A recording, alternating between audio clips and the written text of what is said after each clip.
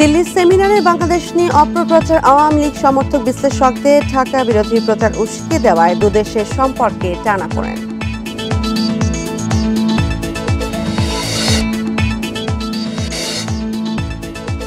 আওয়ামী লীগের ভালো নেতাদের মনোনয়ন দেবে দল, বলেন জাতীয় পার্টির নেতা মোস্তাফিজার। ভারতের দেয়া পরিকল্পনা চলবে না, জানালেন সার্জিস।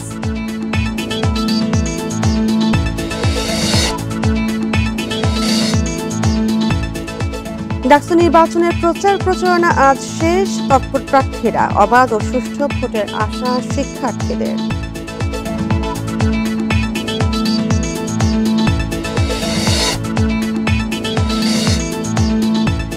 ফেসবুকে অশালীন মন্তব্যের জেরে চট্টগ্রামের হাটহাজারীতে দুপক্ষের মধ্যে উত্তেজনা, ১৪৪ ধারা জারি।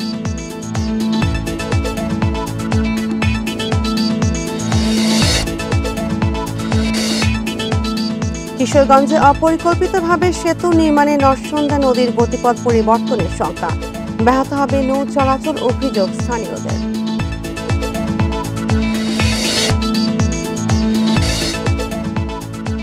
চাঁপাইনবাবগঞ্জের আশিনা আম নিয়ে বিপাকে চাষিরা, পোকার আক্রমণে পচে গেছে ৫ থেকে ৭% আম।